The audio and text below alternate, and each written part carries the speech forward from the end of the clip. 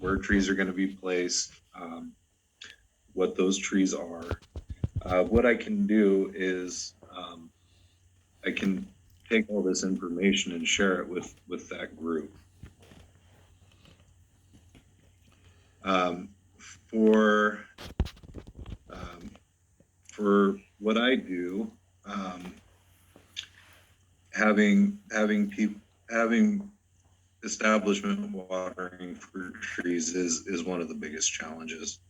It's expensive to pay to have trees watered. We are looking to partner with people who are willing to support us by watering trees, and in doing so, it allows us to plant more trees. And I just found the email from Penny now. Yeah, my apologies. I receive lots and lots and lots of emails, and sometimes it takes me a while to catch up with all those emails. Okay, and how often would the trees need to be watered? So what we're looking for now is watering trees twice a week. It's really weather dependent, but the last few summers, it seems that watering trees once a week has not been enough. So twice a week, the general rule of thumb is 10 gallons per inch caliper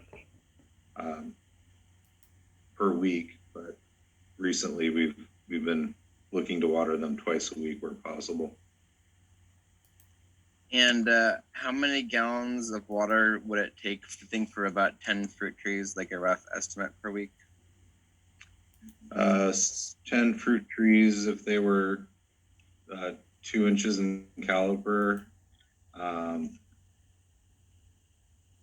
would be 200 gallons, watering once a week, and then 400 twice a week. Per week, so 400 gallons of water per week then? Yeah. Okay. One of the things we've been doing, one of the things we've been trying is putting a cistern on sites to help support when we're able to plant trees in like groups or a grove, or if we can get a cistern on site, it can help with the people willing to help water the trees. It doesn't work on all sites, but you know. Well, there's a creek running right through Mara Farm. Yeah. So that project is basically done, and so what we're looking at is tidying up and re-examining the survival rate of the trees. Is that correct? So the trees are planted as part of the project. They are still in a state of being installed. There will be a walkthrough before the project is completed. So it's at substantial completion now, but before we accept ownership of the trees, we'll go through it and take a look at them. And trees that are dead or mostly dead, we'll ask that those be replaced, and then it'll be up to start caring for the trees. And it sounds like a lot of the trees are not doing well out there. I think some of that has been issues with irrigation, but those are not my trees to care for just yet. Do you know if those oaks are native oaks? No, but I can look. You know, because the white oak, the Gary oak species is particularly well adapted to dry conditions, but it doesn't necessarily have the characteristics of other oaks. Yeah, and because because that was a capital improvement project, it would have been our landscape architects that would have worked to identify the trees that were going to be installed there. I'm pretty sure we have these listed. I'm just looking. I posted in the chat an article in the Seattle Times recently about a cooperative program between citizens and the municipality there. This is this type of increased outreach pretty common, Nick? So, as I'm sure you're aware, Seattle Parks and Recreation is just one department among 9 that engage in some sort of tree management, and we get together and we work cooperatively with the other groups. I know that quite a few of them are spending more time doing outreach. I know it's been a goal of mine to get out and build community connections just to support the work that we've been doing. It looks like they're cork oak that were planted out there. What species is that?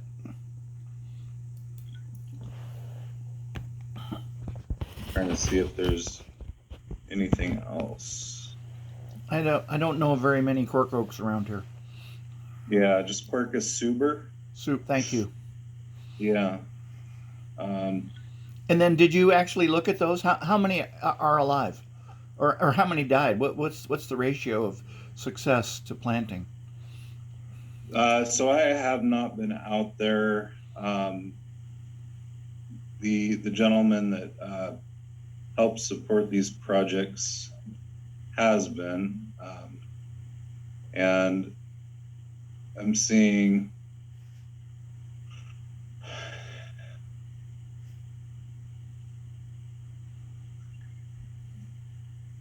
there's 18, maybe 20 trees that are listed as being dead. 20 trees are dead. 18 or 20.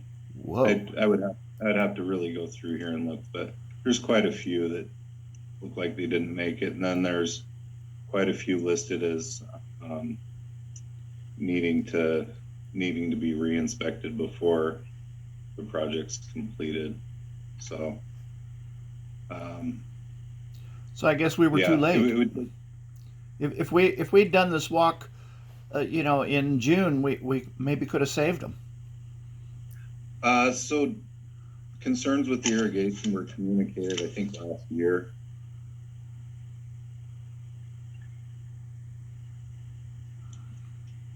Again, these are not my trees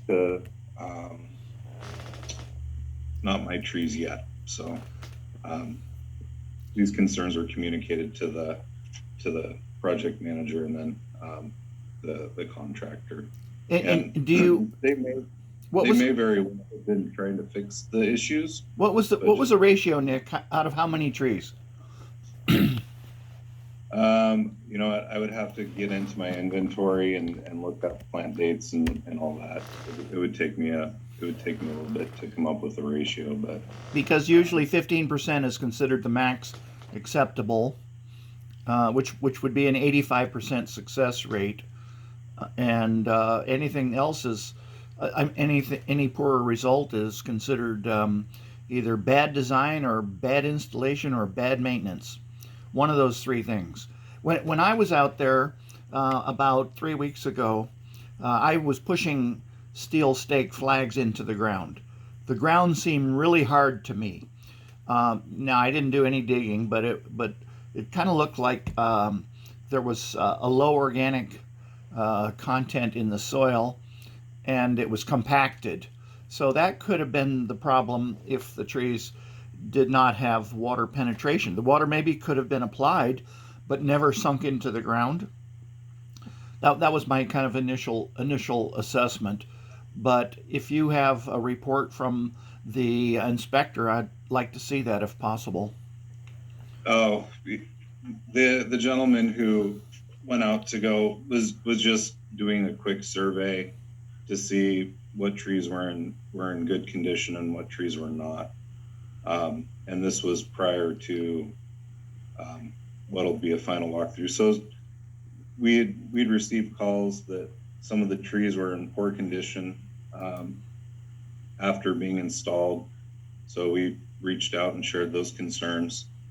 And then after receiving more calls, he quickly stopped by, did a quick walkthrough, recorded conditions, just so that this could be communicated before the final walkthrough so that there's no surprises. Well, I'd like to introduce myself. I'm Richard Ellison. I live in the North End up in the Wedgwood community, and I've been involved in the urban forestry stuff for a while. I'm a botanist by trade. I guess some of the visions that I've seen in the parks, in the Maple Leaf Park, I see there's been work done there, but there's a huge number of trees that have died over the last number of years, couple of years there. They're obviously fairly newly planted. The cause for them, I'm assuming, like a lot of other places, not enough water. Ox is pointing out the possibility that, maybe there wasn't enough organics and too much compaction around there. I mean, there's a variety of issues that things can be, but Yeah.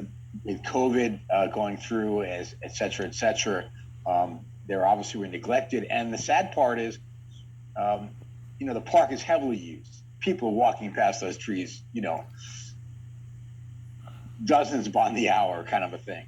So a major community outreach, for, watering buddies kind of a program would be really useful. Now, whether one person can commit for 3 years to water trees, I don't know, but maybe, groups of people can make a commitment where different people take, I take this week or I take this month, adopt a tree, because it's usually in the summer months anyway. So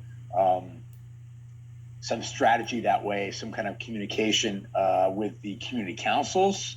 Maple Leaf is a very active community council group. A lot of people are participating. Their meetings are packed. And, in Wedgwood, the community council meetings are empty. So every neighborhood is very different. But that said, obviously it's a huge amount of money to go through to plant the trees, to dig them out and install them and get it all going, and maybe even water them initially and then they die. And whether it's a street tree, and it's DOT, or whether it's private property, I'm seeing a lot of developments where the trees just got planted in the street or they're planted in pots. Everyone's walking past them every day. So there's a real lack of there's all the front end work and not the follow up. So I've missed the prior parts of the meeting, and I don't know what the strategy that's unfolding. The other piece of it would be is as Parks has its own sort of taxation ability, and I know that Parks has been going through or will be going through shortly its own sort of budget proposals. It seems to me that money is being allocated to work with the community. If Parks can't go out and water every tree, which maybe they can if they have enough taxing, maybe that's a thing for kids. Maybe what you do is you work with the local high school groups and the local middle school groups who are closest to those parks, and you create these projects for them, for the kids and the parents. I mean, there's so much community activity, and there's so many community groups. Down at the South End, obviously you have the horticulture school at South Seattle Community College. Yeah. And I worked there for quite a few years as just a biology instructor. Again, it's just a resource of people that, some kind of environmental clubs at the schools, be it high school or the community colleges, I think Yeah. Seattle prides itself on its volunteerism, but connecting, you know, the people to the projects is something else, and what resources are available to, you know, how do you truck the water around? You know, are bags enough to put around trees? You know, how much they are? Do they get stolen? Do they get damaged? Mhm. So you know, I don't know These the are answer to those questions I'm raising. So, but I'm just trying to generate ideas and hope that they're useful. Yeah. No, it's great. You know, I hadn't thought of high school or middle school groups. So this is an effort that we're just starting. And so there are different groups that plant trees in Seattle parks. Trees get planted as part of projects. There's gardeners who plant trees and then care for them. And then I have a project where I plant trees to replace trees that we've removed, and all those are separate. So for my project, planting trees to replace trees that we removed, um, to support that project, is where we came up with this idea that if we have people willing to help us water and steward these young trees, it would just allow us to plant more trees. Um, the trees that my team plants are being watered, um, and there are definitely some gaps with trees that are installed as part of projects. Um, we are being very diligent about recording trees that are planted as part of projects, and following up to see and figuring out who can take on the watering. Sometimes it's too much for the gardener who works in a whole in the southwest part of town to take all these on. So Sure. we're really looking for ways to support those trees, and I think reaching out to community is where we're headed. And I really like some of these ideas of reaching out to community councils and high schools. So we've got a few different entities that are involved here, because within the Parks Department you have your staff, you have the project manager, you have the contractor that's implementing the project, and then you have the overseeing bodies up above, like uh, your parks administration, and above that you have the parks community council, or whatever community council, and then you have the parks district council, which is the city council. So so like we made a complaint that trees are dying. We haven't found out what the ratio of success was. We didn't receive the name of the person that is in charge of administering that contract. So it sounds like, there's communication issues, Nick, and if they are above you, then we want to, um, be plugged into that loop. Now, we only have a few minutes in this meeting here. I kind of see this as like maybe a pilot project for a new form of relationship between parks and volunteers. So, can we talk about moving this citywide? Um, I know that SDOT does have a volunteer program, as well as SPU, and of course we have the Green Seattle Partnership at Seattle Parks, and then what I've been looking to do is to start another. So there are citywide efforts.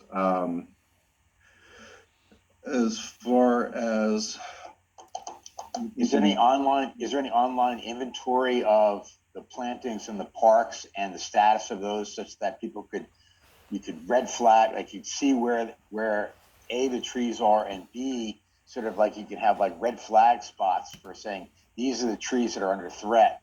And so that it kind of sets a little bit of alarm for those communities maybe, and people could get an email, hey, check out the parks, for our district here. They seem to be red flagged, or yellow flagged, things of that, something like that. And an email list where you have alerts, because it's, we're going through a drought. Okay, everybody, here's your alert. Please, check on these trees. Here are the addresses. Those kind of things, which is the citywide effort that Oxus is obviously talking about, and obviously is part of my interest. Gotcha. So there is an effort right now. There's a project that's going on to combine different tree inventory data sets into one. Okay. So that is something that's moving forward.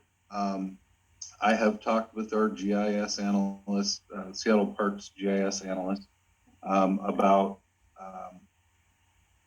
I've asked him what would it take to create an outward-facing map, or to share where trees have been planted and where they need water. That's so that we could do what you're talking about, solicit help caring for these trees. I don't know if SDOT has typically the people that plant trees in the right of way are responsible for maintaining those trees. I don't know if that's something that SDOT would want to do or not with trees that they plant in the right of way. They very well may. And SDOT has a great tree map. Obviously, even if you sort of, if SDOT has a program, then, and Parks has a program, they could be essentially where you click on one, it gives you the parks, you click on the other, it gives you SDOT stuff, and click on, another one and it gives you it all.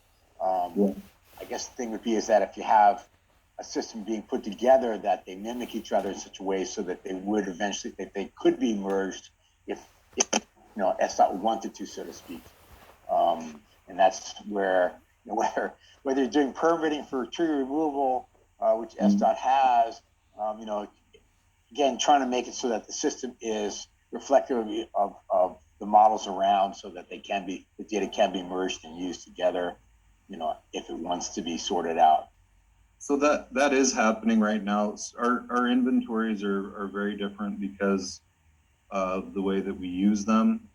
They're purpose built for each of our uses, but there is somebody who is actively working on taking both sets of data, filtering out the things that don't need to be there, and then merging those so that there'll be a visible online map that is accessible to everyone. Is there any timeline for goal of that information available? I'm not sure. I know that I had meetings at the beginning of this year with the group that was working on that, and this is something that they're working on. I don't know if they know when the deadline will, the completion date will be. Sure. Something that's being worked on. I have a question, Nick. So tomorrow at 1:00 at the Citywide Horticulture on Dakota, they're having a joint meeting between the Urban Forestry Commission and the Urban Forestry core team. Yep. So at that meeting, they are going to discuss the preliminary results of the canopy survey, and one of the blockbuster revelation was that the previous saturation of trees and canopy cover over parks is a lot less, or it has shrunk since the last time it was assessed 6 years ago. So what is our canopy cover in parks? I don't have that available right now. I'd have to go look for it. Are you briefing that joint meeting tomorrow? I'm hosting it here at Jefferson Horticulture, and I'll be in attendance. That's an in-person meeting? So that canopy cover, well, it's a hybrid, in person and online too. They're still COVID considerations. So that there's a limitation for the number of people that can be in the building, but So citizens are allowed to show up? I don't believe so. I think this is just for the Urban Forestry Commission and the interdepartmental team to talk and collaborate. Historically, I believe that meeting has been open to, the public. Oh. And so, Patty I Bacher. don't know who would be the person to talk to find out what the status of that is now. Yeah, Patty Bacher would be the correct person to reach out to about that. I did get an invitation. Okay. Yeah. It's not my meeting. I'm just providing the space for it. Yeah, even though President Biden says COVID's over, I know it's still rampantly being spread. Nick, last time we talked, I asked about the number of parks arborists. And when the Parks District was passed in 2016 or 17, I understood that we had 9 arborists and that the levy or the tax base would cover 3 more, which in my mind meant 12 arborists.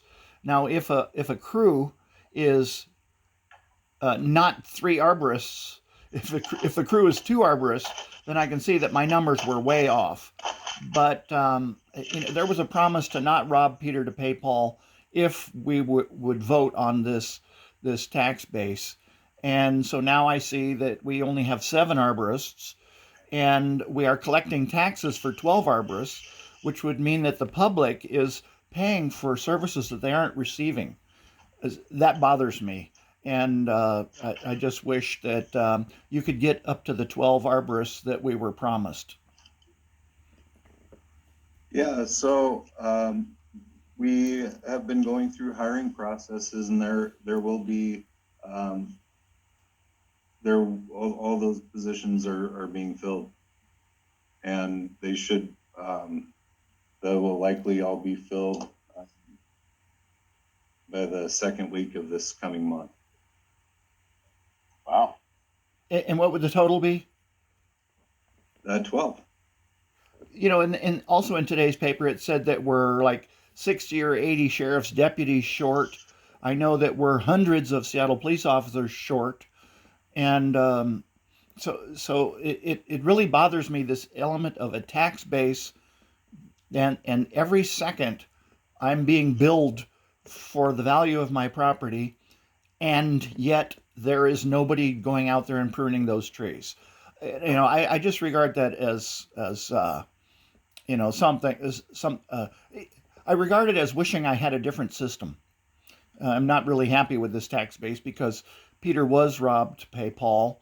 Obviously the main budget has been chopped after the COVID thing, and I know that the number of trees in the city that has estimates that keep climbing, and now it's 4.5 million trees in the city is the estimate.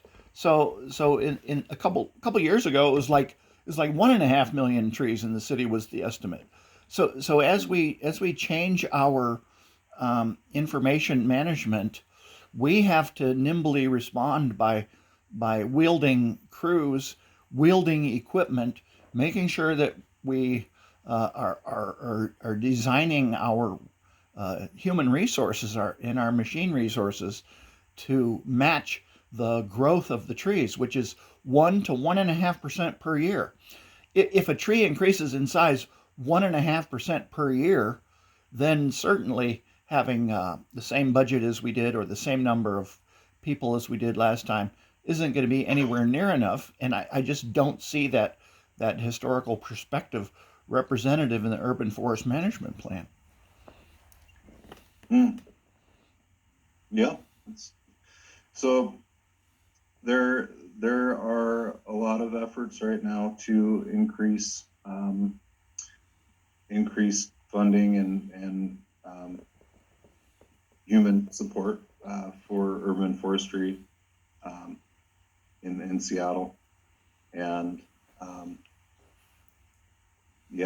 it's a process. A lot of the things that you're speaking to are well outside of my wheelhouse.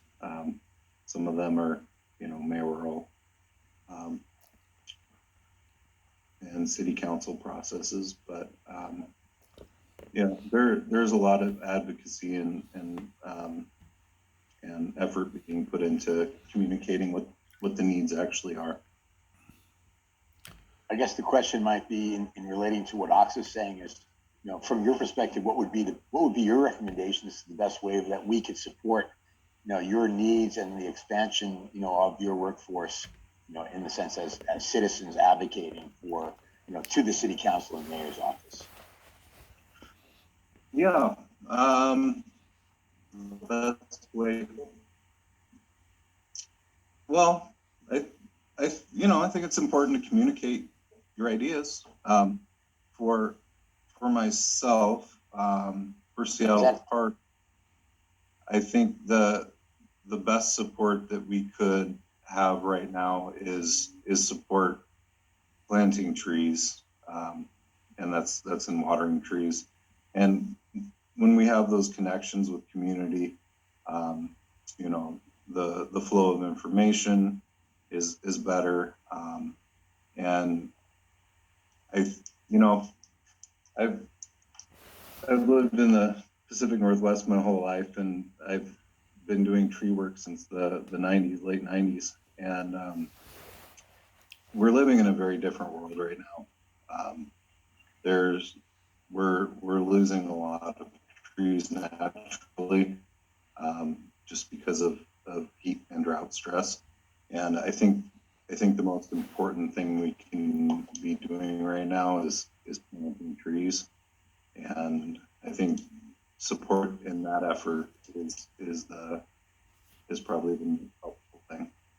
Well, because of this this vote that the city council is going to be taking next week, I am always afraid that the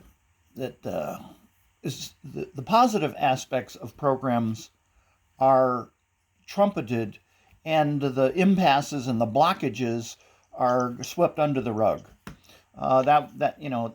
There is just so many examples of that, like at the Volunteer Park Museum construction project. When I went out there, those guys passed the buck.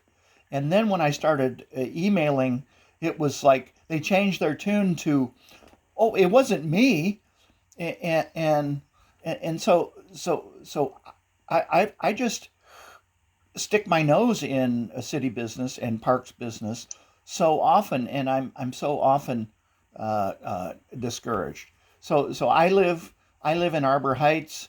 There's the Bog Park up here has an active group of volunteers. You could get them to agree to water parks, water trees and parks. There's the Fauntleroy Park Ravine, and there's active groups in there. They're in Lincoln Park. There are active citizen volunteers that would be willing to make multi-year commitments to the Parks Department to water new groves of trees.